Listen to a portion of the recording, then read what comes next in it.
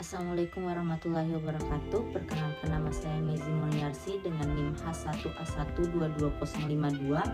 Pertama-tama saya akan menjelaskan tentang definisi perikatan.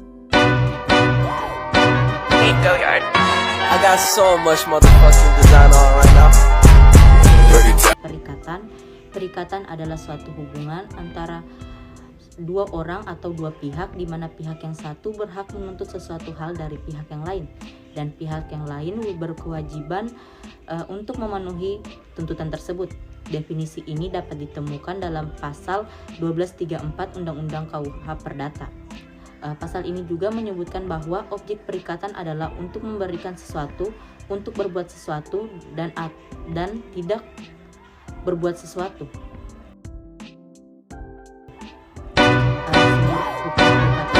Dalam buku 3 Undang-Undang Hukum Perdata terdapat dua unsur sumber hukum perikatan, yaitu perikatan yang timbul dari persetujuan. Sumber ini berkaitan dengan perikatan yang lahir karena sesuatu persetujuan antara pihak-pihak yang terlibat. Hal ini diatur dalam pasal 1233 KUH Perdata yang menyebutkan bahwa perikatan ditujukan untuk memberikan sesuatu, untuk berbuat sesuatu dan tidak berbuat sesuatu.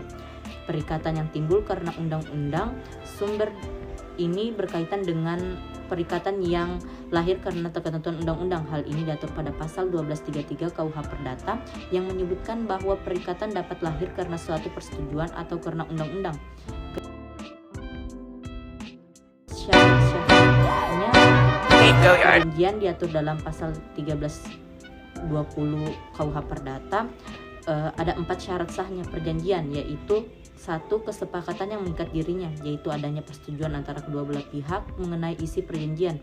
2. Itu ada kecakapan untuk berbuat sesuatu perikatan, yaitu kedua belah pihak harus memiliki kemampuan hukum untuk berbuat perjanjian.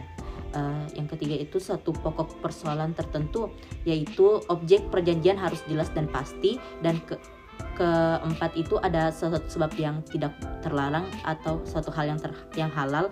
Sebab ini menjadi dasar perjanjian harus halal.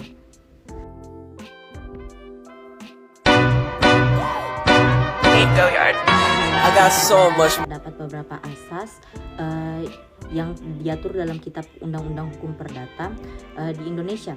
Beberapa asas ini antara lain, yang pertama itu ada asas konstitusionalisme. Asas ini disimpulkan dari butir 1 pasal 1320 KUH Perdata yang menyebutkan bahwa salah satu syarat sah suatu perjanjian adalah sepakat dari pihak yang mengikat dirinya. Yang kedua itu ada asas kebebasan berkontrak.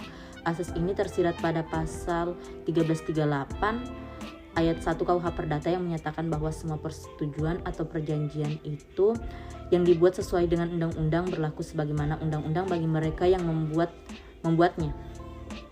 Habis itu ada yang asas mengikat sebagai undang-undang. Asas ini juga terkait dalam pasal 1338 KUH Perdata yang menyatakan bahwa perjanjian harus dilaksanakan dengan itikat yang baik. Terus ada asas kepribadian. Asas ini menekan bahwa perjanjian harus memperhatikan identitas dan karakteristik masing-masing pihak yang terlibat. Asas kepastian hukum. Asas ini mengandung arti bahwa setiap perjanjian yang dibuat oleh kedua belah pihak harus ditaati kedua pihak tersebut. Asas ini termaksud dalam pasal 1338 KUH Perdata. Dalam pasal 1238 KUH Perdata tentang prestasi menjelaskan bentuk atau wujud prestasi, yaitu memberikan sesuatu, berbuat sesuatu dan tidak berbuat sesuatu. Dalam pasal 1238 mengatur mengenai wan prestasi, kondisi di mana debitur dinyatakan lalai dalam surat perintah atau akta sejenis itu.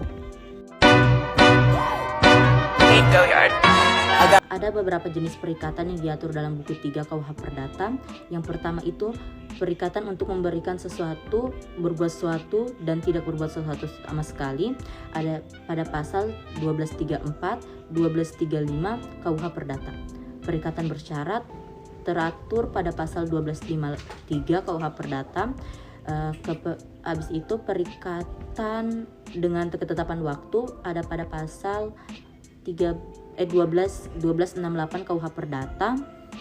Habis itu ada perikatan alternatif atau manasuka diatur pada pasal 1272 KUH Perdata, dan perikatan tanggung-menanggung atau tanggung renteng diatur pada pasal 1274 KUH Perdata. Dan terima kasih. Mohon maaf jika ada kekurangannya.